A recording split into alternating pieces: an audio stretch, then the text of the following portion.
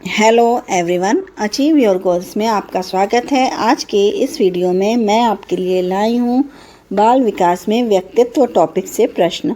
ये वे प्रश्न हैं जो टेट में कई बार पूछे जा चुके हैं। तो शुरू करते हैं आज का वीडियो।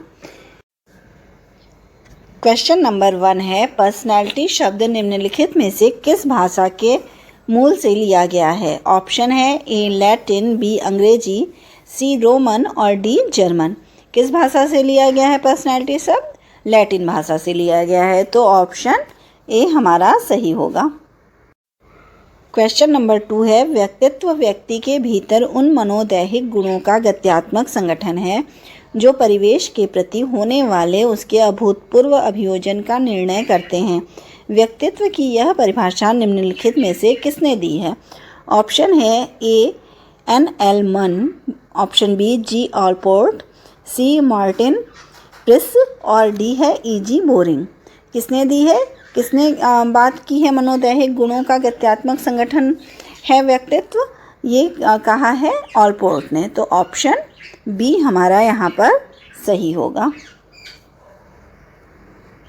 क्वेश्चन नंबर 3 है, संगठित चरित्र व्यक्तित्व के निम्नलिखित शील गुणों में से किसका परिचायक है? ए ईमानदारी बेईमानी, बी उदासी प्रफुल्लता, सी स्थिरता अस्थिरता और डी प्रसक्ति और अप्रसक्ति का।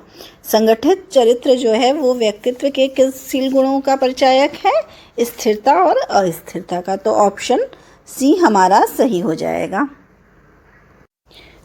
क्वेश्चन नंबर 4, व्यक्तित्व के प्रकार सिद्धांत के अनुसार व्यक्तित्व निम्नलिखित में से किस पर आधारित है? ए शील गुण, बी उत्तेजना अनुक्रिया, सी व्यक्तित्व के प्रकार और ऑप्शन डी क्षेत्र। सही आंसर क्या होगा? ऑप्शन सी व्यक्तित्व के प्रकार।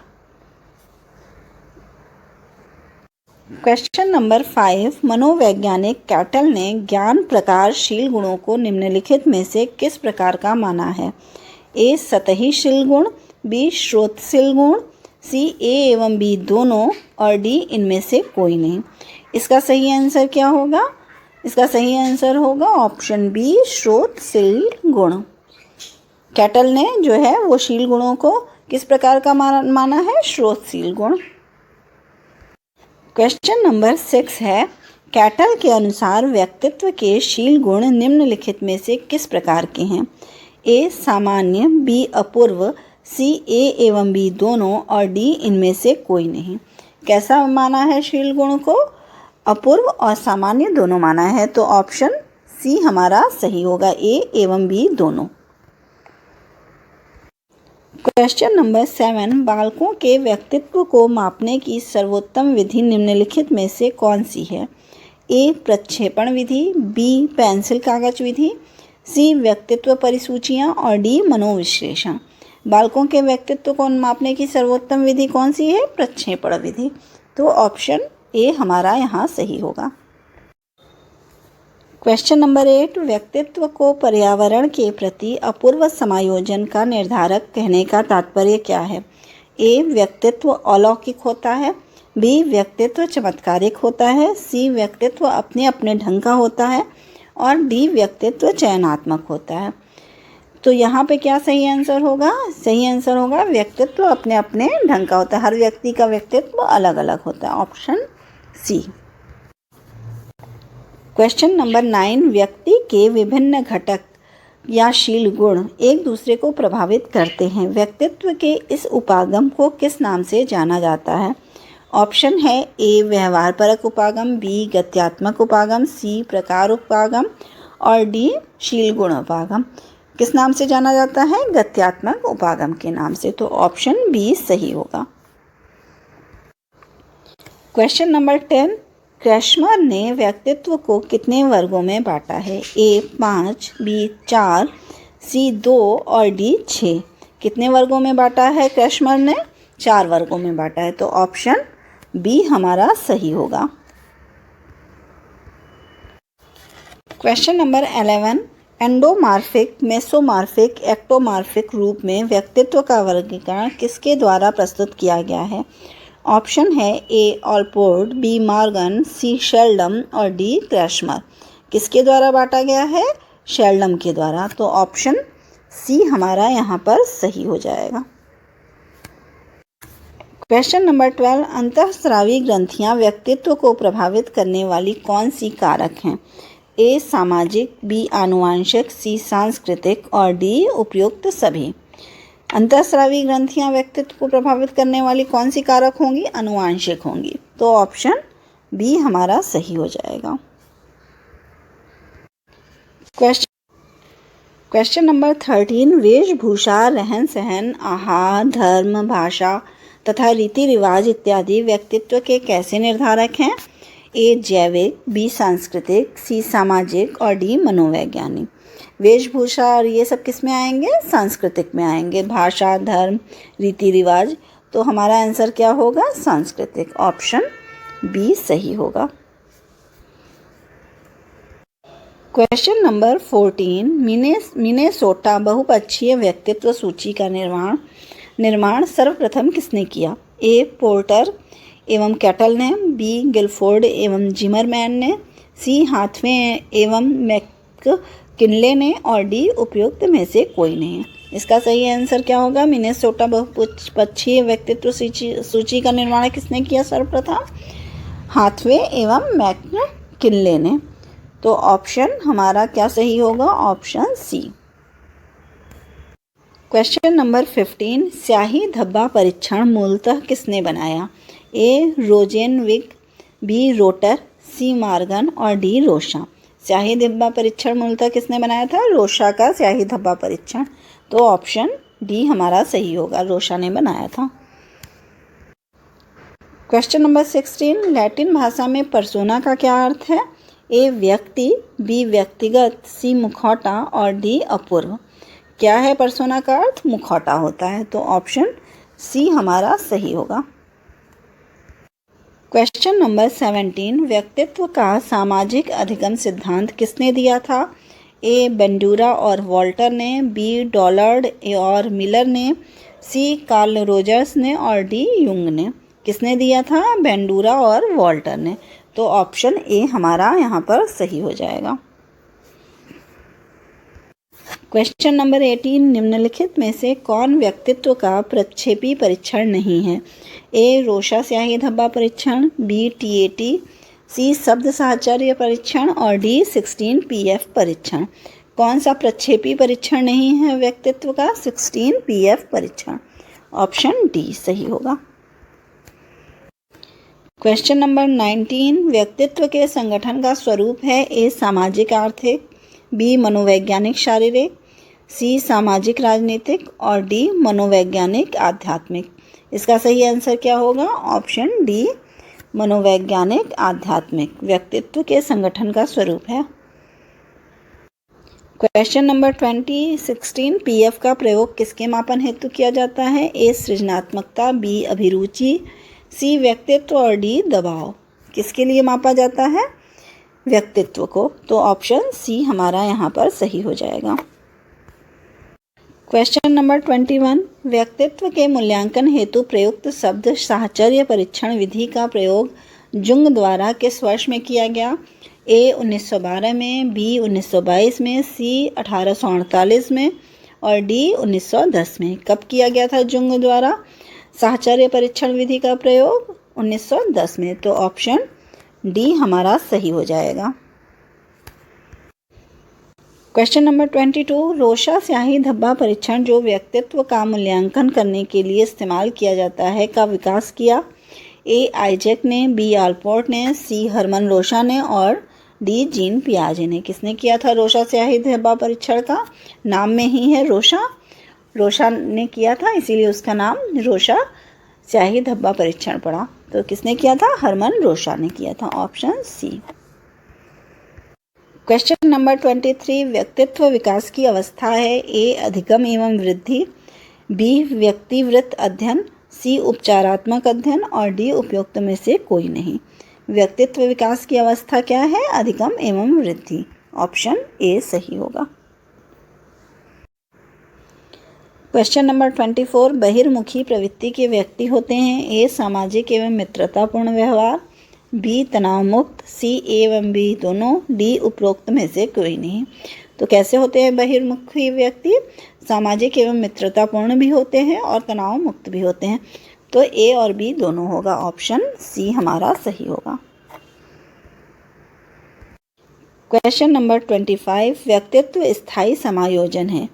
ए पर्यावरण के साथ, बी जीवन के साथ, सी प्रकृति के साथ और डी ये सभी। इसका सही आंसर क्या होगा? ऑप्शन डी ये सभी। नंबर 26, अंतर्मुखी, बहिर्मुखी तथा उभयमुखी व्यक्तित्व का वर्गीकरण किसके द्वारा किया गया है? ऑप्शन है ए क्रेचनर, बी युंग, सी शेल्डम और डी स्पेंजर। किसके द्वारा किया गया है अंतर्मुखी, बहिर्मुखी तथा उभयमुखी व्यक्तित्व का वर्गीकरण? युंग के द्वारा किया गया है। तो यहाँ पर ऑप्शन बी हमारा सही हो जाएगा, ऑप्शन बी। क्वेश्चन नंबर 27, बालक के व्यक्तित्व की नींव किस अवस्था में पड़ती है? ऑप्शन है ए शैशवावस्था, बी गर्भकालीन अवस्था, सी बचपनावस्था और डी उपयुक्त में से कोई नहीं। किस अवस्था में व्यक्तित्व की नींव पड़ती है? बचपनावस्था में। तो ऑप्शन सी यहाँ पर सही हो जाएगा। क्वेश्चन नंबर 28, बहिर्मुखी विद्यार्थी अंतर्मुखी विद्यार्थी से किस विशेषता के आधार पर भिन्न होता है? ए मजबूत भावनाएं, पसंदगी एवं नापसंदगी, बी मन ही मन परेशान होने की अपेक्षा अपनी भावनाओं को अभिव्यक्त करना, सी अपने बौद्धिक कार्यों में डूबा रहता है और डी है बोलने की अपेक्षा लिखने में बेहतर। तो बहिर्मुखी जो होता है बालक, वो किस उसमें अंतर्मुखी विद्यार्थी से भिन्न होता है? क्योंकि उसकी मजबूत भावनाएं होती हैं, उसकी पसंद और नापसंद जो होती है वो अंतर्मुखी जो बालक है उससे बिल्कुल अलग होती है। तो यहाँ पर हमारा ऑप्शन ए सही हो जाएगा। क्वेश्चन नंबर 29, व्यक्तित्व व्यक्ति में उन मनोदैहिक व्यवस्थाओं का गत्यात्मक संगठन है जो वातावरण के साथ उसके अपूर्व समायोजन को निर्धारित करता है। व्यक्तित्व की यह परिभाषा दी है, किसने दी है? ऑप्शन है ए मूरे, बी जेबी वॉटसन, सी GW ऑलपोर्ट और डी स्किनर ने। ये परिभाषा किसने दी है कि व्यक्तित्व व्यक्ति के उन मनोदैहिक व्यवस्थाओं तथा गत्यात्मक संगठन है जो वातावरण के साथ उसके अपूर्व समायोजन को निर्धारित करता है। ये परिभाषा दी है GW ऑलपोर्ट ने। तो ऑप्शन सी हमारा सही हो जाएगा। क्वेश्चन नंबर 30 है, व्यक्तित्व मापन का स्याही धब्बा परीक्षण है। ए आत्मनिष्ठ परीक्षण, बी वस्तुनिष्ठ परीक्षण, सी प्रक्षेपण परीक्षण और डी उपरोक्त में से कोई नहीं। कौन सा परीक्षण है स्याही धब्बा परीक्षण? प्रक्षेपण परीक्षण है। तो ऑप्शन सी हमारा सही होगा। क्वेश्चन नंबर 31, एक बालक के व्यक्तित्व के मापन की सर्वाधिक वस्तुनिष्ठ विधि है। ए प्रक्षेपा विधि, बी साक्षात्कार विधि, सी प्रश्नावली विधि और डी समाज मित्तीय विधि। एक बालक के व्यक्तित्व के मापन की सर्वाधिक वस्तुनिष्ठ विधि कौन सी है? प्रक्षेपा विधि है। तो ऑप्शन ए हमारा यहाँ पर सही हो जाएगा।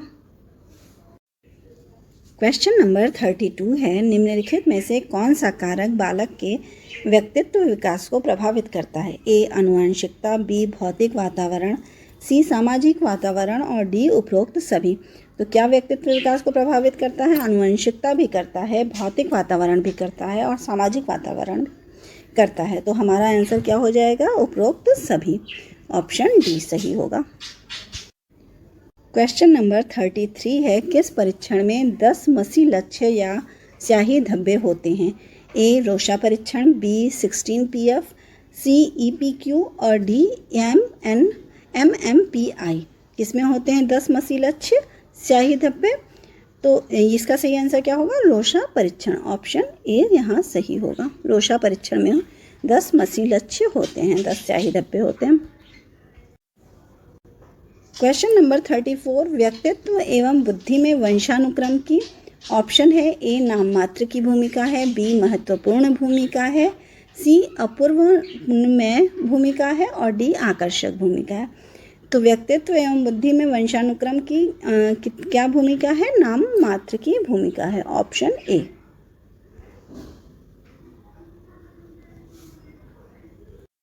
क्वेश्चन नंबर 35, एक संतुलित व्यक्तित्व वह है जिसमें ए इदम एवं परम अहम के बीच संतुलन स्थापित किया जाता है, बी इदम एवं अहम के बीच संतुलन स्थापित किया जाता है। सी है अहम एवं परम अहम के बीच संतुलन स्थापित किया जाता है। और डी मजबूत अहम को बनाया जाता है। तो संतुलित व्यक्तित्व के लिए क्या जरूरी होता है? इदम एवं परम अहम के बीच संतुलन स्थापित किया जाता है। ऑप्शन ए यहाँ सही होगा। क्वेश्चन नंबर 36, व्यक्तित्व का समाजशास्त्रीय प्रकार का सिद्धांत दिया गया है। ऑप्शन है ए हिप्पोक्रेटस के द्वारा, बी क्रैचमर के द्वारा, सी शेल्डम के द्वारा और डी स्प्रेंजर के द्वारा। समाजशास्त्रीय प्रकार का सिद्धांत किसके द्वारा दिया गया है? स्प्रेंजर के अनुसार के द्वारा दिया गया है। तो हमारा आंसर क्या होगा? Option D Spranger. Question number 37, प्रासंगिक अंतर्बोध परीक्षण व्यक्तित्व को मापने की एक ऑप्शन है। ए आत्मनिष्ठ परीक्षण है, बी वस्तुनिष्ठ परीक्षण है, सी प्रक्षेपीय तकनीक है और डी प्रयोगात्मक तकनीक है। प्रासंगिक अंतर्बोध परीक्षण किस टाइप का व्यक्तित्व मापन है? ये प्रक्षेपीय तकनीक है। तो ऑप्शन सी हमारा यहाँ पर सही होगा। क्वेश्चन नंबर 38, निम्न में से कौन सी तकनीक प्रक्षेपण तकनीक नहीं है? ए खेल तकनीक, बी शब्द साहचर्य परीक्षण, सी चित्र साहचर्य परीक्षण, डी व्यक्तिगत अध्ययन। कौन सी नहीं है प्रक्षेपण तकनीक? तो इसमें से व्यक्तिगत अध्ययन प्रक्षेपण तकनीक नहीं है। ऑप्शन डी सही होगा। क्वेश्चन नंबर 39, अंतर्मुखी व्यक्तित्व एवं बहिर्मुखी व्यक्तित्व का वर्गीकरण किसने किया? ए फ्रायड, बी युंग, सी मन और डी ऑलपोर्ट। किसने किया है? युंग ने किया है। तो ऑप्शन बी सही होगा। क्वेश्चन नंबर 40, ग्रंथियों के आधार पर व्यक्तित्व के विभिन्न प्रकारों की चर्चा किसने की है? ए क्रैशमर ने, बी युंग ने, सी कैनन ने, डी स्प्रेंजर ने। किसने की है? क्रैशमर ने की है। तो ऑप्शन ए हमारा सही हो जाएगा। क्वेश्चन नंबर 41, क्रैशमर ने व्यक्तित्व को निम्न में से किस प्रमुख प्रकार में वर्गीकृत किया है? ऑप्शन है ए कृशकाय दुर्बल, बी सुडोलकाय, सी गोलकाय और डी ये सभी। क्रैशमर ने किस प्रमुख प्रकार में वर्गीकृत किया है? तो कृशकाय में भी किया है, सुडोलकाय में भी किया है और गोलकाय में भी किया है। तो ऑप्शन हमारा यहाँ क्या सही होगा? ये सभी, option D. Question number 42, cloud picture test निम्न में से किसके मापन में प्रयुक्त होता है? ए बुद्धि, बी व्यक्तित्व, सी अभिक्षमता और डी अभिरुचि। किसमें प्रयोग होता है क्लाउड पिक्चर टेस्ट? व्यक्तित्व में। तो ऑप्शन बी हमारा सही होगा। क्वेश्चन नंबर 43, निम्न में से कौन सा भिन्न है? ऑप्शन है ए टीएटी, बी 16PF, सी रेवेन का परीक्षण और डी डॉक्टर एमैन परीक्षण। कौन सा अलग है यहाँ पे? रेवेन का परीक्षण और तीनों से भिन्न है। तो ऑप्शन सी सही होगा। Question number 44, Rorschach ink blot test किसके मापन हेतु किया जाता है? ऑप्शन ए है व्यक्तित्व, बी बुद्धि, सी अभिरुचि और डी अभिक्षमता। किसके लिए मापन हेतु किया जाता है? व्यक्तित्व के मापन हेतु। तो ऑप्शन ए हमारा यहाँ सही होगा। क्वेश्चन नंबर 45, निम्न में से कौन शेष से भिन्न है? ऑप्शन है A TAT, B 16PF, D C cloud picture test और D draw a man test. कौन सा इसमें और सबसे अलग है? तो 16PF जो है वो और तीनों से अलग है। ऑप्शन बी सही होगा। ऑप्शन बी सही होगा।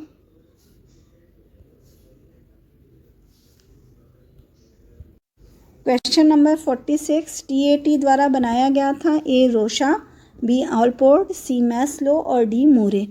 किसके द्वारा टीएटी परीक्षण बनाया गया था? मूरे के द्वारा बनाया गया था। तो ऑप्शन डी हमारा यहाँ पर सही होगा। क्वेश्चन नंबर 47, फ्रायड के अनुसार हमारे मूल्यों का अंतरीकरण में होता है। ए इदम, बी अहम, सी परिस्थितियों और डी पराहम। किस में होता है हमारे मूल्यों का अंतरीकरण? परिस्थितियों में होता है। तो ऑप्शन सी हमारा सही होगा। क्वेश्चन नंबर 48, प्रासंगिक अंतर्बोध परीक्षण का विकास द्वारा किया गया था। किसके द्वारा किया गया था प्रासंगिक अंतर्बोध परीक्षण का विकास? ऑप्शन है ए साइमन, बी हॉल्जनमैन और सी मूरे और डी बेलॉक। किसके द्वारा किया गया था? मूरे के द्वारा किया गया था। तो ऑप्शन सी हमारा सही होगा। क्वेश्चन नंबर 49, व्यक्तित्व विकास की अवस्था है ए अधिगम एवं वृद्धि, बी व्यक्तिगत अध्ययन, सी उपचारात्मक अध्ययन और डी उपरोक्त में से कोई नहीं। इसका सही आंसर क्या होगा? अधिगम एवं वृद्धि। ऑप्शन ए सही होगा। क्वेश्चन नंबर 50 के अनुसार इदम, अहम तथा परा अहम व्यक्तित्व के 3 घटक हैं। ए बेंडूरा, बी युंग, सी एडलर और डी फ्रायड। किसके अनुसार इदम, अहम और परा अहम व्यक्तित्व के 3 घटक हैं? फ्रायड के अनुसार। तो ऑप्शन डी हमारा सही होगा। ऑप्शन डी हमारा सही होगा। अगर आपको मेरी ये वीडियो पसंद आई हो तो प्लीज़ लाइक और सब्सक्राइब करें। Thank you.